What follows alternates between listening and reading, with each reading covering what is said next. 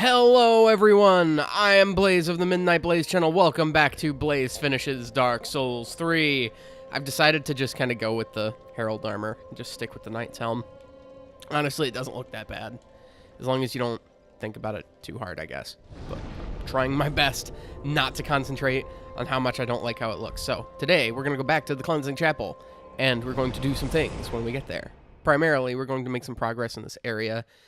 This is one big maze of a place, which is weird because it's not that big. It just circles in on itself a bunch of times. So you guys will see. We're going to be spending a good couple episodes here, which sucks because I am not the biggest fan of this place. Yeah, you're still here. That's fine. I don't even care. So, where was I? What was I doing? I don't remember. I guess we'll just go for it for now. Kill these guys again because they're free experience or money or however you want to look at the souls in this game. One hit just takes them out. That's what the good of raw stuff is really early on, because you can just inflict a lot of damage. Okay, so my plan here is to just kind of rush through this area as fast as possible, because these guys are a pain in the dick. Why? Why do they have to be such pains in the dick? I mean, they give you, like, they have the ability to maggot you, which is not cool. And, like, they don't give you very many souls, and it's just not worth it. So here we get the Astora Greatsword, which is awesome. Or it's an Ultra Greatsword, which means I won't be using it, but I love how it looks. I just want to run through here, make sure I get everything really quick. I know I'm missing things. Like, there's all of Fair, like, there's still half of the stuff in Fair and Keep I haven't gotten yet. And I will go back and get that. I just want to do it later, when I have, like, a greater ability not to get my ass kicked. We got a Fading Soul there, and an Executioner's Greatsword. That's actually a Greatsword I would consider using, which is nice. It's a nice weapon. I like it. But so we have this over here. So drop down this way. I don't think there's anything over that way. And this, while it looks like it would have something, I know does not. It's frustrating and dumb, but that's just how it is.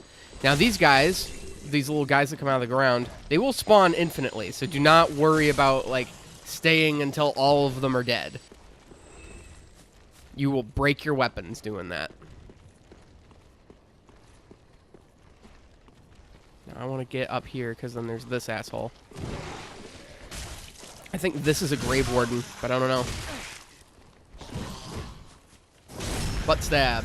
You dead? I think you're dead. No? Now you're dead. Got anything for me?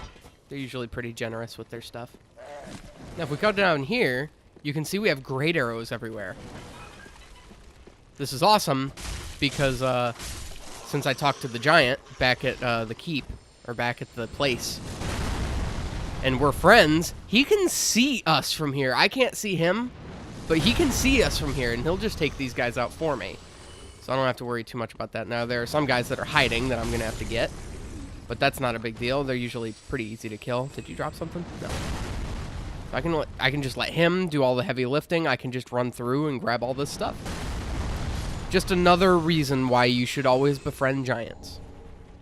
Giants make the best of friends. Just look at Andre the Giant.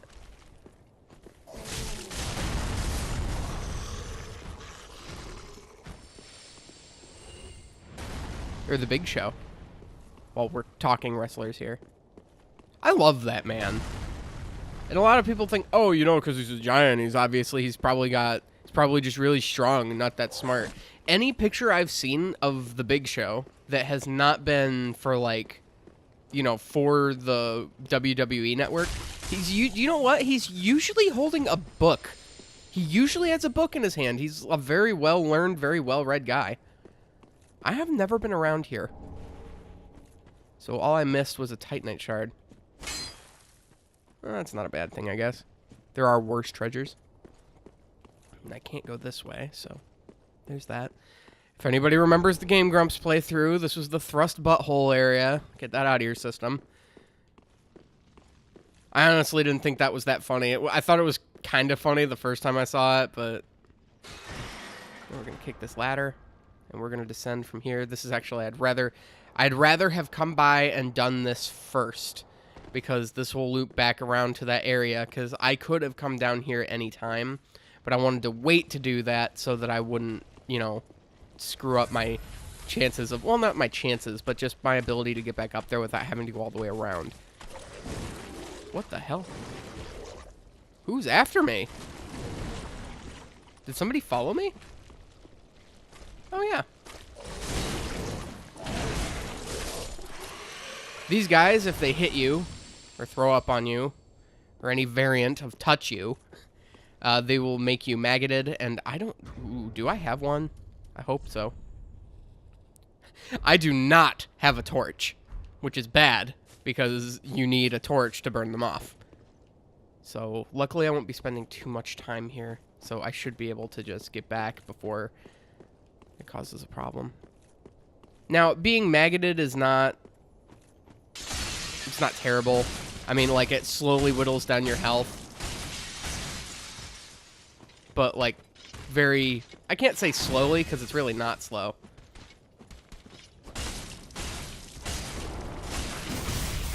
Ow.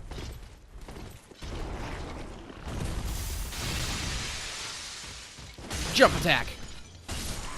And you are dead. I noticed with each one of these that we come across, they get easier and easier. You know, a little Titanite guy here. Bing, bom, boom. You are dead. Give me a thing. Twinkling Titanite. Very nice. I can come up here. I did not mean to jump, but whatever. We got a thing over here that I will grab. I don't know. That thing on the ground that I just walked over looked very... It just looks ominous. Like it doesn't belong there. Like it's part of a trap or something. Honestly, when it comes to this part of the game, I don't have very much to say. Not that my commentary is going to tank or anything. I actually really like how this place looks. Kind of looks like how an abandoned cathedral / sanctuary would look. And I like this kind of architecture. Just this kind of neo-gothic, or neoclassical, I guess the word would be. It has a very gothic architecture to it. And I like that. I like how the old classics have taught us to respect, you know, architecture and art. And just things like these. So what time are we at? 8 minutes. I kind of expected us to take a little longer. You know what we can do? We can go back and get some stuff. We'll do that. Because there are some items down here that I was going to skip, but, I mean, like, hey, we have time to kill. Not that I'm just trying to fill these episodes with as much filler as possible. I actually want to do not a completionist run, but, like, I want to get as much stuff as possible. I want to show you guys every area of the game as well as I can. Like, even blocking these guys' attacks. Ah! Let me go. Let me go. You're not supposed to be there. You are not supposed to be there. Let go of me. Oh, great. And now there's another one. Okay, so he's dead. That's all I care. And then this guy's dead. Now we have the maggots. So you can see them crawling out of my armor and shit. It's really gross. But, like I said, they have to fill up a meter. And then that causes blood loss. It's kind of like bleed. But it's, you know, they inflict ongoing bleed status. So there was another one down here, but he came up and got me. So we just said hello right then. Now, I think these guys will go away on their own, but they take for fucking ever to go away. So, oh, you know what? There's a thing over here I can grab really quick. We'll do that. And then I think we'll end the episode. Is there anything up here? I don't remember. I don't think so. Blood loss. Probably should have waited. Hello. Ow. Stop. They're not hard. They don't flinch. Here we get a poison bite ring, which I guess could be useful. I'm glad to see that all the things are gone, because there are people in here that have been like, oh, illusory wall right here, when that's not true. You can actually, there's an area that you can come back to later that you can fall down into this room and get really frustrated and mad at yourself. But that area is not now. We have not yet reached that point. So, holy crap, these maggots will not go away. They are quite unrelenting. So now we can come back up here. Titanite shard. There we go. We're doing a good job. I like our progress. I like where we've gotten to, and just all this stuff in general. So we will go back to the Firelink Shrine, and from here we need to pick up a couple things. The torch being one. I have more than enough souls to level up, so I will do that.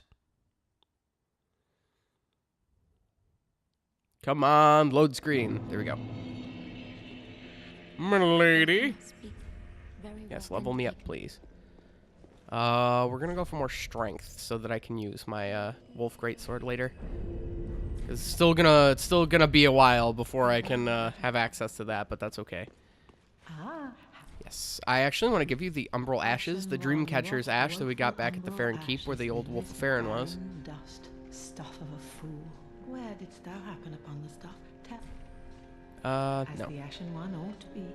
I don't think it matters if you tell her. Little time for japery. But I don't know what that ash is supposed to be. Well, actually, I have a pretty good suggestion. There's an item in both Dark Souls 1 and 2 called the Pendant that does absolutely nothing. Nada. Zip. Nothing. Zero. And so a lot of people took this as a challenge to figure out what it means, but unfortunately, it doesn't do anything. So the Dreamcatcher's Ashes, I didn't read the thing for, is, you know, somebody that had died that was clutching a pendant from the first and second Dark Souls. So I think it's just kind of, I think it's FromSoftware jabbing at themselves, being like, hey, remember this item that totally sucked and everybody used because they thought it did something? Alright, so I cannot reinforce my Estus more. I got a bone shard, I do believe. So if I can upgrade, I cannot. Whoa, I need just more strength to use this. Okay, that's not bad. And this is weaker by comparison, but it's actually not much weaker. I might use this. I might use this later. I don't know yet. I know I'm still playing with this, so be careful. just playing around, just having fun. But what did I want to do? I wanted to do something. I was just thinking about it too. Oh, it'll come to me. And if it's not important, I'll just do it off screen. So, this has been another episode of Dark Souls 3 that Blaze has played by himself. We're actually making very good progress in these 10-minute episodes. I'm actually really proud of me. And so the game gets much harder after I go inside the cathedral, so don't worry about, like, oh, you haven't been getting very mad. This has been the lull phase. I thought there'd be a little bit more anger at the Crystal Sage. I thought there'd be more anger at the Abyss Watchers, or in Fair and Keep in general. But this is where the game gets hard. The catacombs suck. The cathedral sucks. Irithal's hard, and, you know, not at first, but it gets hard really fast. So, you guys are going to get that rage you've been wanting. So, this is Blaze, and I will see you guys in the next episode. Hi there, person. Don't forget to hit the like button. It's where it's always been. Always remember, drop a comment, subscribe, and tell your friends. Please. I mean, that's not a command. That's just, you know, something you should, but bye. Just forget me. Just go. But honestly, please do those things.